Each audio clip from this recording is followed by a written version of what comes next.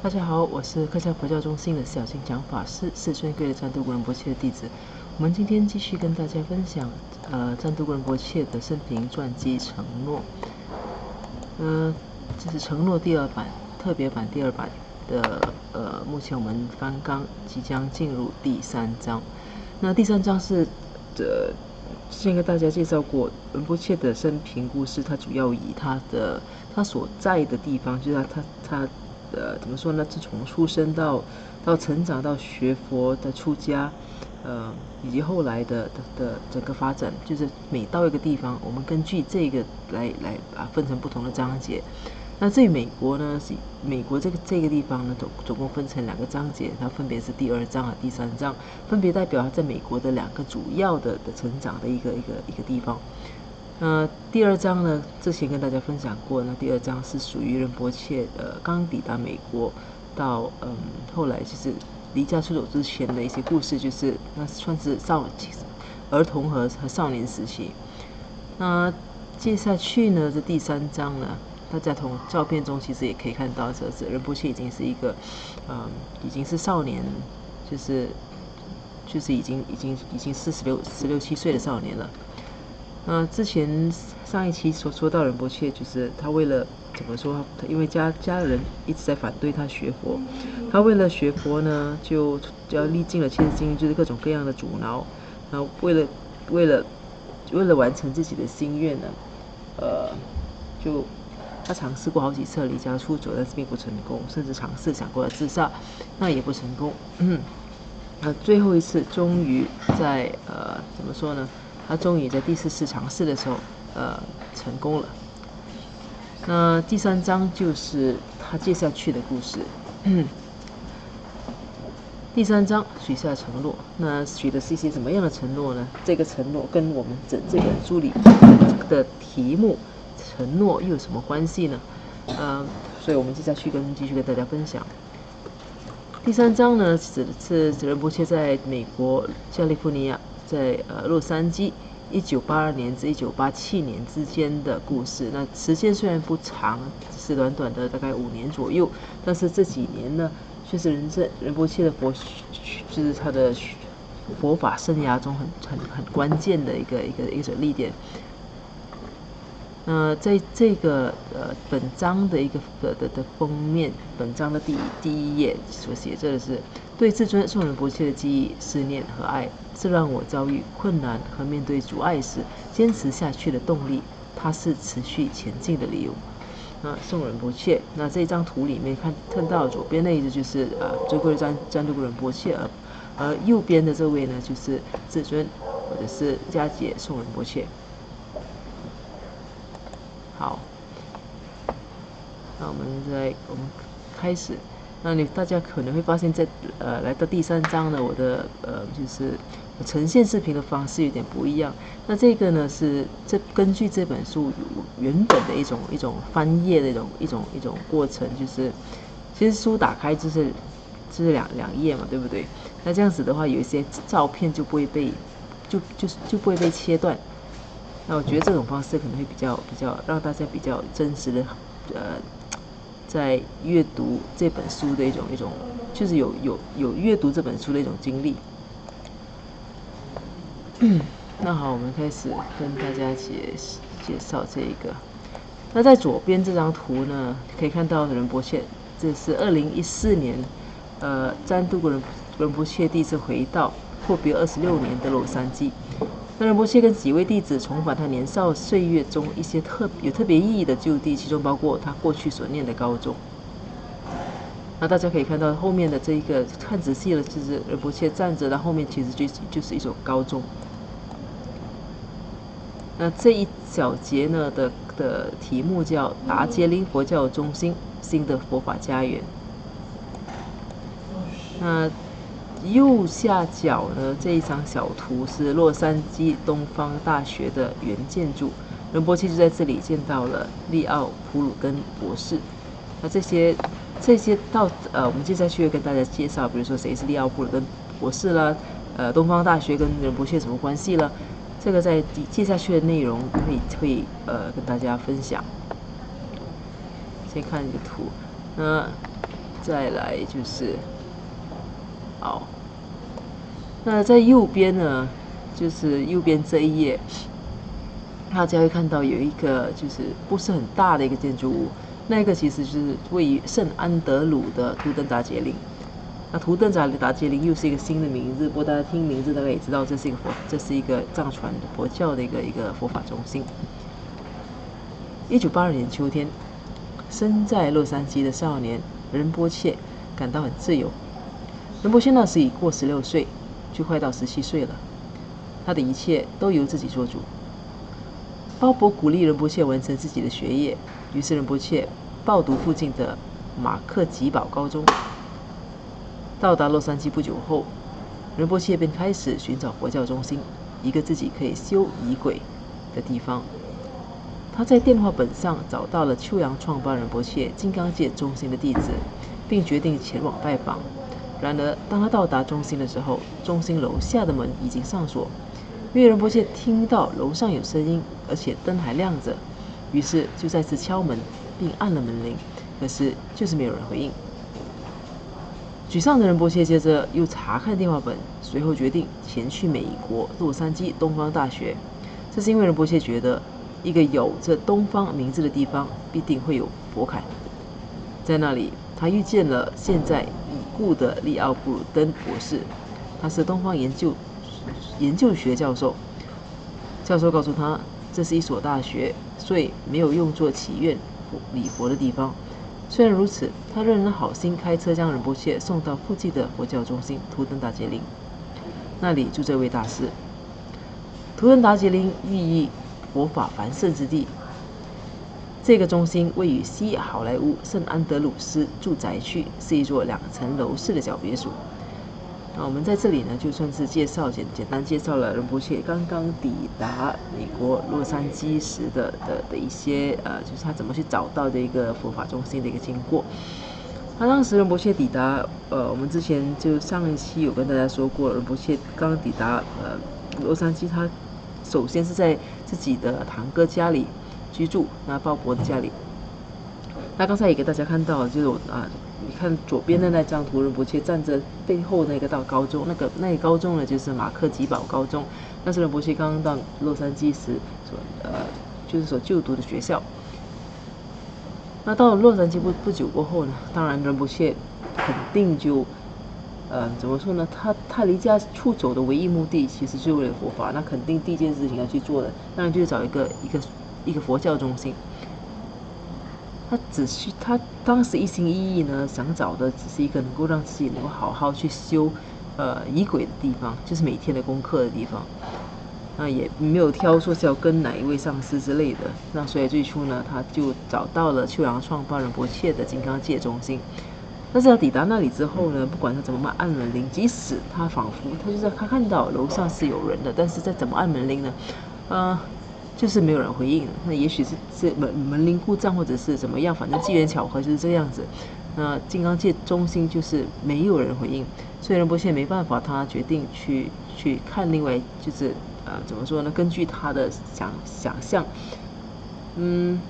他就开始找电话本，看到了一个叫东方大学的一个地方。仁波切当时他认为东方必然跟佛教有关，那是可能是西方人的一些想法，那尤其在早期。他到了东方大学呢，他就找到了就是已故的利奥布鲁登博士。那利奥布鲁登博士大概是几年前刚刚去世。他这利奥布鲁登博士呢也是很热心，当时仁波切找上他之后，利奥普鲁的博士，当然他对这个16岁的少年的一番用心，他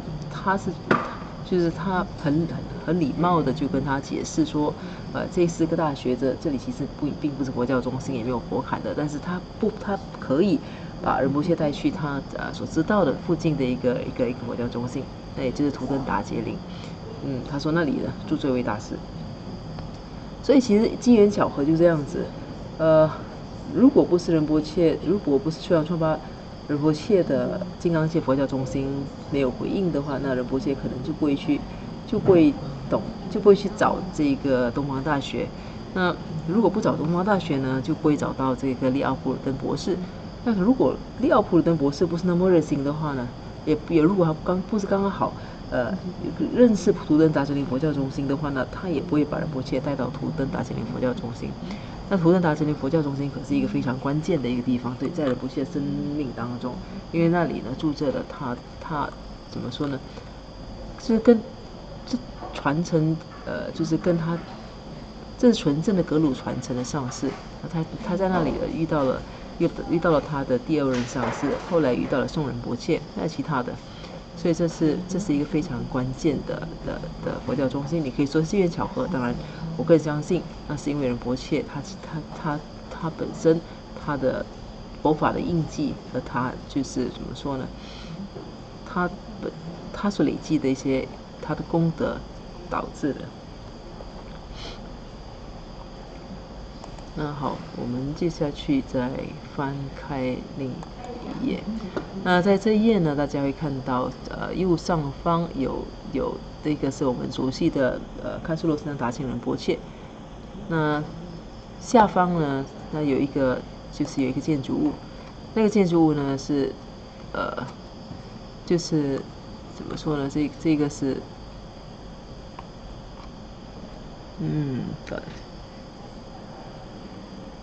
OK， 这是图登达杰林佛教中心吧。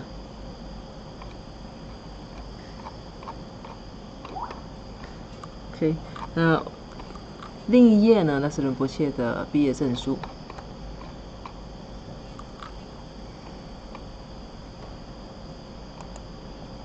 好的。当仁波切和普鲁登博士抵达图登达杰林佛教中心时，前门已经锁上了。于是他们从后门走了进去。房子内铺着藏红色的地毯，窗户上挂着黄色的窗帘，墙上挂着精致的唐卡，那也就是西藏佛教传统的画作。客厅则被改成主要中心的佛殿。地板坐垫上坐着的正是一位著名的大师，也是中心的住持格西处钦格尔辛。宗喀巴像庄严地端坐在他身后，身上沐浴着金色的阳光。仁波切在一看到格西拉后，便立刻向他行大礼拜。接着，利奥普鲁登便为他们进行了介绍。那时候，格西拉是一个在家行者，他穿着带有紧身马褂领的藏红色长套服装。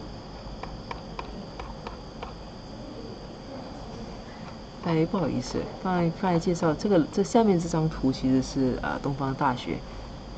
看仔细了，它上面是有写着一个西藏什么之类的学校之类的。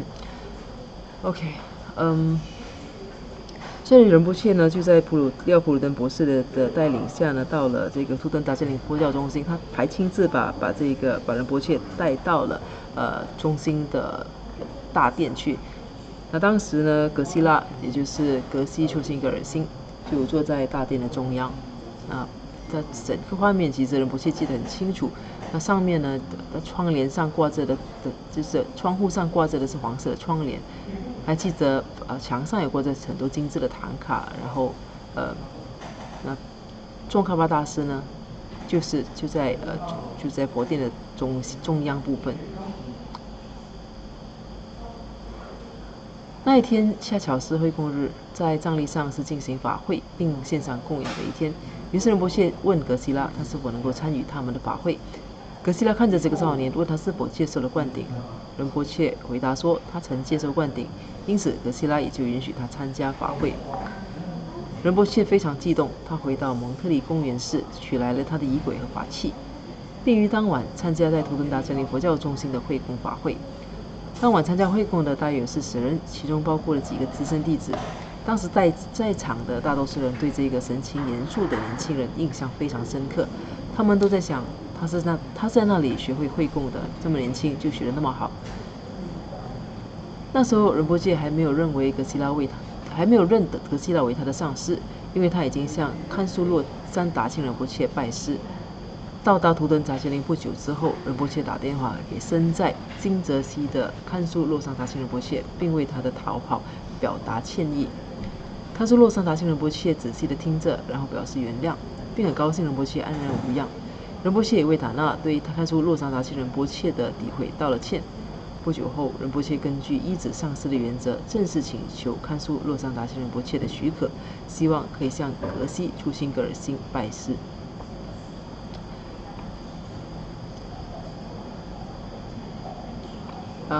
好，先跟大家分享这一个部分。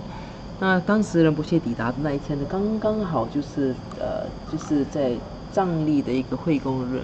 那根据藏传佛教，他们是每一个月都有2次的会供。那刚好那一天呢，就是会供日。那仁波切他就当然怎么说呢？他就直接问格西拉，就是说自己能不能跟大伙儿一起参加这一个会供。格西拉当时就问了他是否已经接受灌顶了，知道他曾经接受灌顶了，格西拉就答应他请求。那仁波切立刻就回到他在就是蒙特利他堂哥家的家里，去把他所需要的法器啦、衣柜本全部都带了过来。当天晚上呢，就跟图登达杰领着其他的同修呢一起进行会供。那当然，仁波切怎么说，对于这会供仪式的熟悉掌握，让周围的人都侧目相看。那非常好奇，因为这个当时只是一个16岁左右的年轻人，怎么会掌握这么多的这种藏传佛教的一些仪式？这个是当天的一个情况。那具体呢，仁波切到了那个地方之后，他当然他也会跟自己的上师，就是看书洛桑达钦仁波切交代，告诉上师他已经抵达洛杉矶了，他也为他自己的临时的这样子的一种告别道歉。同时呢，他也代表就是也为就是他的家人对于看书洛桑达钦仁波切的伤害表示了歉意。就这一切交代完毕之后呢，仁波切正式向看书洛桑达钦仁波切说，他想要拜格西拉为师。那这是根据藏传佛教的传统。那如果你已经有了上师，照理说你其实不需要再去找另外一个上师。但是如果说因为各种情况，比如说像仁波切这个样子，他当时就是他上师不在身边的，而且长期没有办法去见到自己的上师。那在这样子的情况下呢，如果他想继续再继续学习下去的话，那他就可以得到就是去请求上师的一个批准和允许。那如果上师允许之后呢，他就可以拜另外一个人为师。那仁波切也就根据传统的方式就做出了申请。看书洛桑达钦仁波切回答说，你很幸运，格西初心格尔辛是位大师，也是知识渊博的学者。你应该像医治我那样医治他。你要侍奉格西拉，向格西拉好好学习，当一个好弟子。通话结束之后，仁波切首先向刚刚跟上师通话的电话行大礼拜，然后急忙地跑向格西拉，向他报告这个好消息。然而格西拉也只是淡淡地说了一句：“好的，给我冲一杯茶。”仁波切为格西拉淡然处之的态度吃了一惊，同时他也视为刚才接触这2位大师的经历。看书洛桑达钦仁波切只关心仁波切的修行成长，他不会对其他上师怀有妒忌心。而格西拉则在听到看书洛桑达钦仁波切对自己的赞美之后，也不予承认，更不追问任何细节。仁波切发觉他的2位上师都没有我执，这使仁波切对这2位上师的信心倍增。那这一段就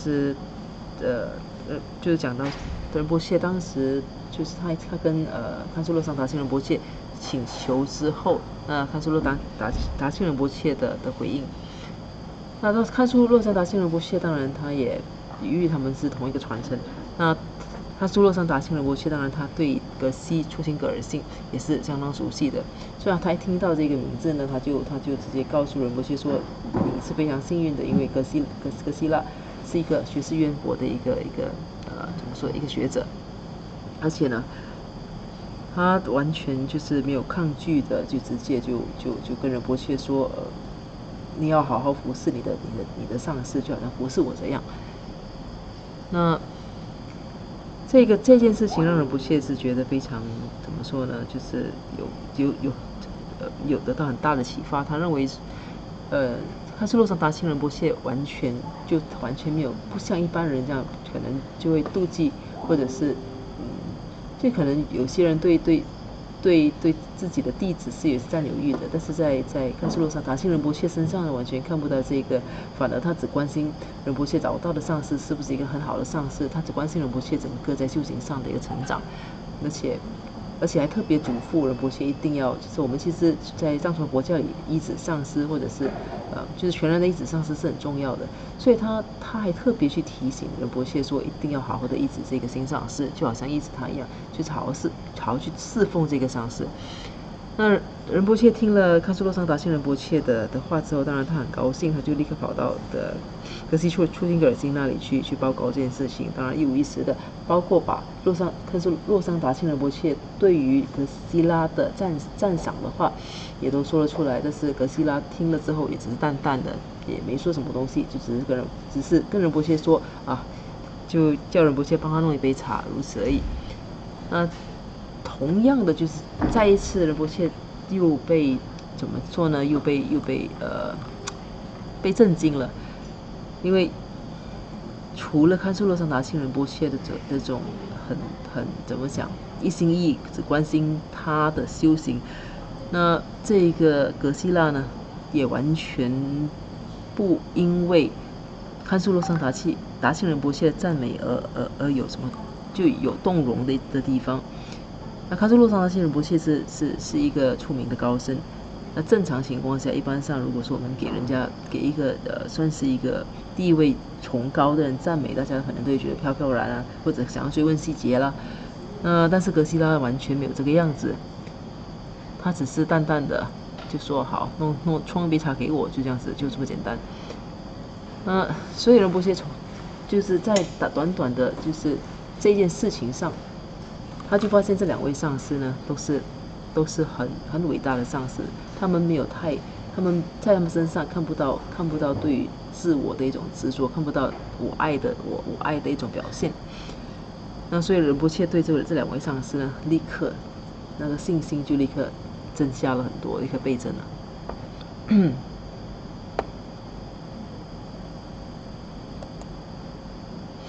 那右边呢，我们到现在记下一页。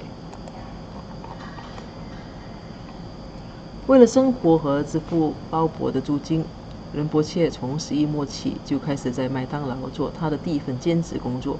由于白天要上课，晚上要到麦当劳工作到很晚，所以他待在图登达杰林佛教中心的时间变少了。鉴于没有多少时间做修持，所以他常在走路去学校及放学的25分钟路途中持诵心咒和祈愿文。由于想多赚一些钱，他有时也会帮助从事承包商的包伯。然而包伯总是想方设法给仁波切制造麻烦，希望能借此逼使他回家。然而这些困难与仁波切在哈维尔所忍受的困难相比，可说是微不足道。